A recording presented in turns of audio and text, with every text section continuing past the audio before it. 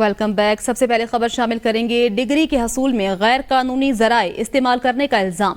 जामिया कराची ने मुतअद्दिद तलबा की डिग्रियां मनसूख कर दी। जामिया कराची के सिंडिकेट ने कमेटी की सिफारिशात पर तलबा की डिग्रियां मनसूख करने का फैसला किया। प्रोफेसर रियाज कहते हैं, मुझे जामिया कराची सिंडिकेट इजलास में शिरकत से रोकने के लिए हिरासत में लिया गया। जामिया कराची सिंडिकेट इजलास में जस्टिस तारिक जहांगीरी की डिग्री का मामला जेर बहस आना था।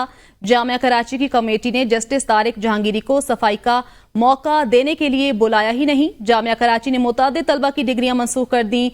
आपको बता रहे हैं, यहाँ पर जामिया कराची ने मुतअद्दिद तलबा की डिग्रियां मनसूख कर दी हैं। तलबा पर डिग्री के हसूल में गैर कानूनी जराए इस्तेमाल करने का इल्जाम था।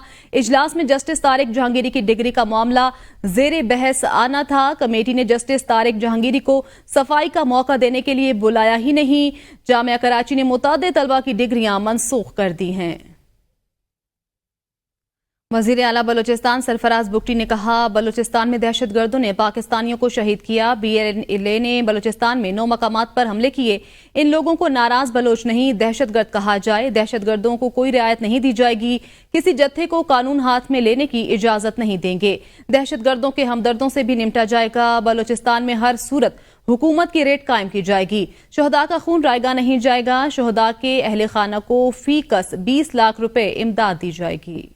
सामने बसों से उतार के और इस बेदर्दी के साथ शहीद करना, मैं समझता हूँ कि ये ना बलोच रवायात इसकी इजाज़त देती है। इन दहशतगर्दों के साथ कोई रियायत नहीं बरती जाएगी और इनको ऐसे ही ट्रीट किया जाएगा कि जैसे टेररिस्ट को ट्रीट किया जाता है। जो शोधा के लवाहिकीन हैं उनके लिए जहाँ फेडरल गवर्नमेंट ने कंपनसेशन का अनाउंस किया है, वहाँ हम भी इंशाल्लाह ताला उनको 20 लाख रुपए फ़ी शहीद जो है वो कंपनसेट भी करेंगे।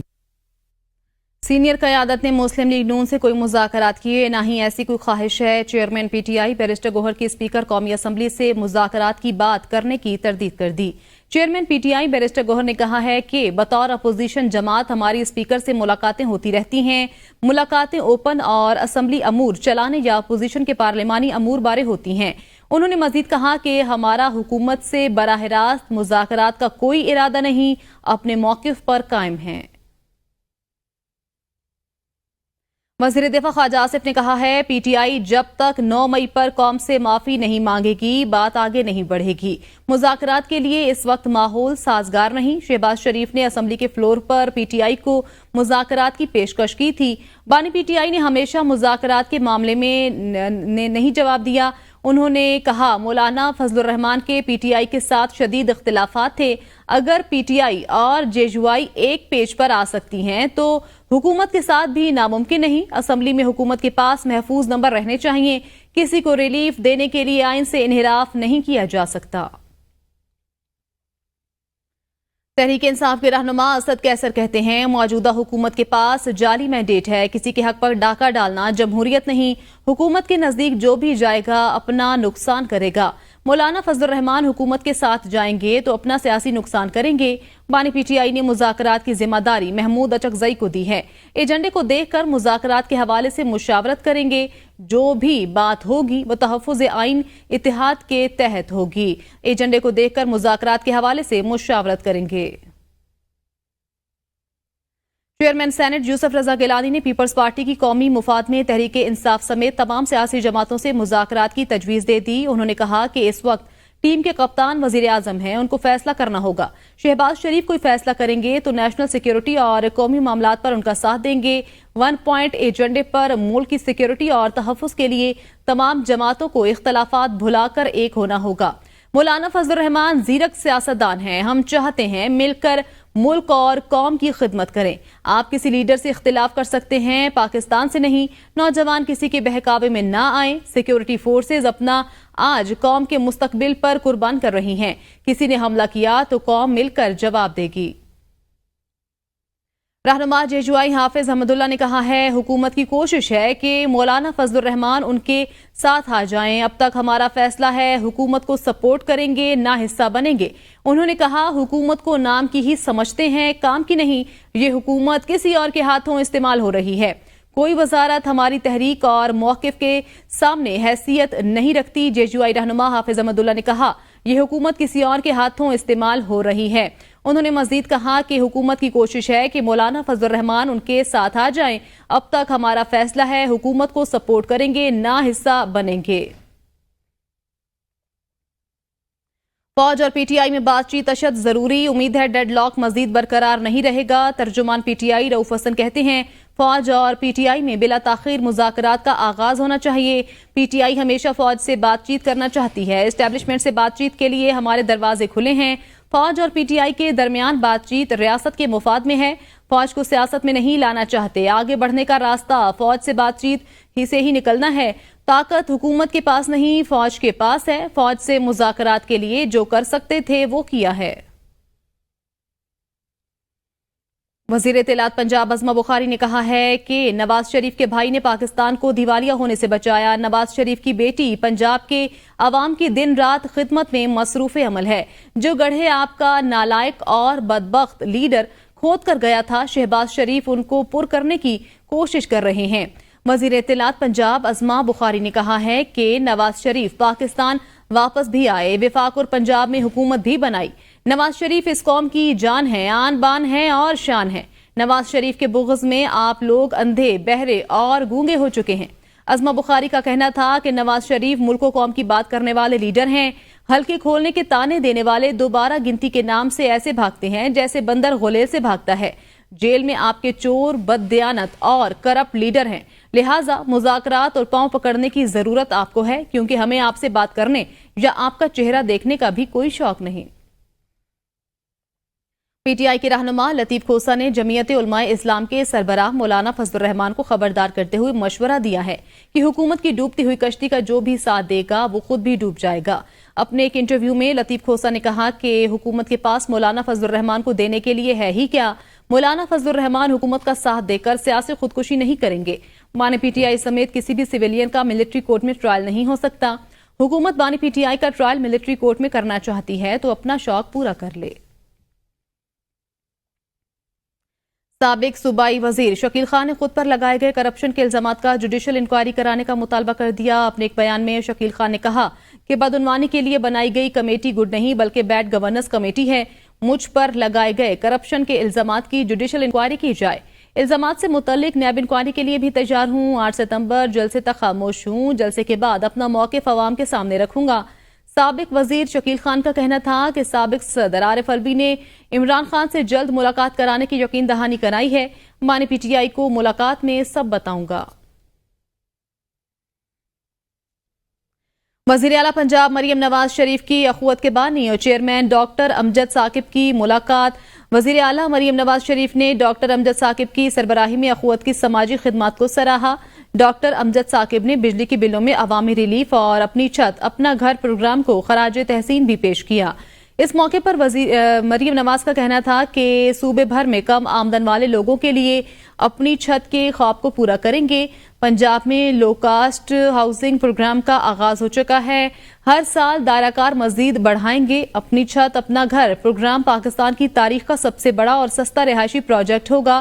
عوام پر مالی بوجھ کم کرنے کے لیے حکومتی سبسڈیز دیں گے اور آسان ترین ماہانہ اقساط مقرر کریں گے. عوام پر مالی بوجھ کم کرنے کے لیے حکومتی سبسڈیز دیں گے اور آسان ترین ماہانہ اقساط مقرر کریں گے. دیہات میں 10 مرلے تک اور شہروں میں 5 مرلے تک رہائشی پلاٹ کے مالکان 15 لاکھ روپے تک قرض لے سکتے ہیں. پرائیویٹ ہاؤسنگ اسکیموں میں 3 سے 5 مرلے تک گھر بنا کر دیے جائیں گے. ڈاکٹر امجد ثاقب کا کہنا تھا کہ عام آدمی کے مسائل کے حل کے لیے مریم نواز شریف کا جذبہ قابل تحسین ہے. رائٹ سائزنگ کمیٹی کی جانب سے ڈاکٹر کیسر بنگالی کی مشاہدات کا جواب سامنے آ گیا. رائٹ سائزنگ کے پہلے مرحلے کے دوران 6 وزارتوں اور اداروں کا جائزہ لیا گیا. ڈاکٹر کیسر بنگالی کے مشاہدات رابطے یا مناسب تعریف کے فقدان کا باعث معلوم ہوتے ہیں. صرف گریڈ 1 سے 16 تک نہیں بلکہ گریڈ 1 سے 22 تک کے تمام سرکاری عہدوں کو رائٹ سائز کیا جا رہا ہے. رائٹ سائزنگ کمیٹی کے جواب میں تحریر کیا گیا کہ ڈاکٹر کیسر بنگالی کی قیمتی رائے اور مشوروں کو قدر کی نگاہ سے دیکھتے ہیں. ڈاکٹر کیسر بنگالی نے اپنی رائے رائٹ سائزنگ کمیٹی کے معزز رکن کی حیثیت سے دی. کمیٹی نے واضح کیا کہ صرف گریڈ 1 سے 16 تک نہیں بلکہ گریڈ 1 سے 22 تک کے تمام سرکاری عہدوں کو رائٹ سائز کیا جا رہا ہے. تقریباً 60,000 عہدے سرپلس ہو سکتے ہیں جن میں گریڈ 17 سے 22 تک کے عہدے بھی شامل ہیں. رائٹ سائزنگ کمیٹی نے پہلے مرحلے میں اب تک 6 وزارتوں کا جائزہ لیا. 6 وزارتوں میں سے ایک وزارت کو ختم کرنے کی منظوری دی جا چکی ہے، 2 دیگر وزارتوں کو ضم کیا جا رہا ہے۔ سول سرونٹس کے قانون میں ضروری ترمیم زیر غور ہے۔ وزارتوں، منسلک محکموں، خود مختار اداروں اور سرکاری اداروں کا جامع اور غیر جانبدارانہ طور پر جائزہ لیا جا رہا ہے۔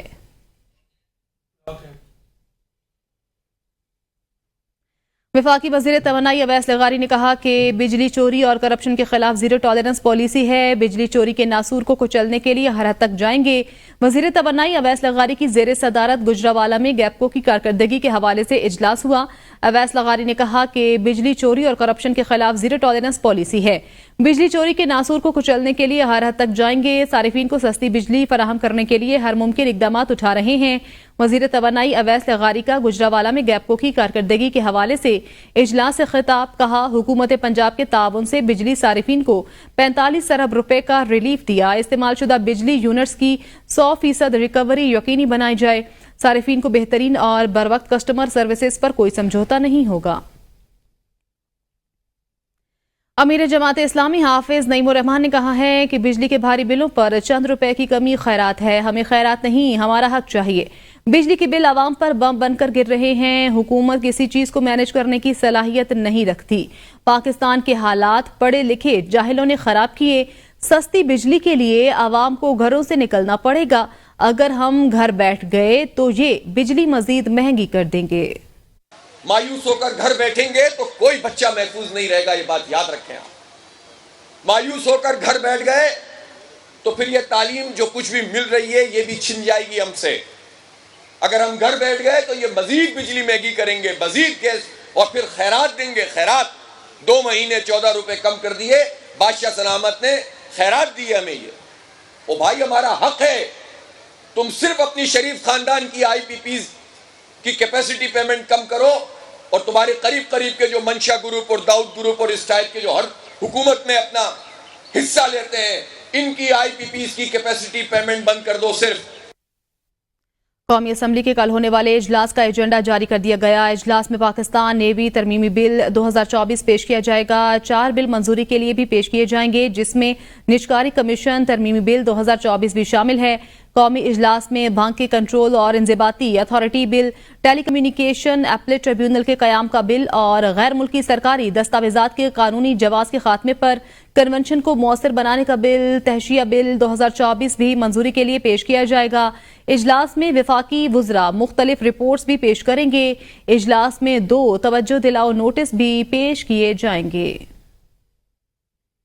اور اب بات کر لیتے ہیں موسم کی۔ محکمہ موسمیات نے آج سے 3 ستمبر تک ملک کے بالائی علاقوں میں تیز ہوائوں اور گرج چمک کے ساتھ بارش کی پیشگوئی کر دی۔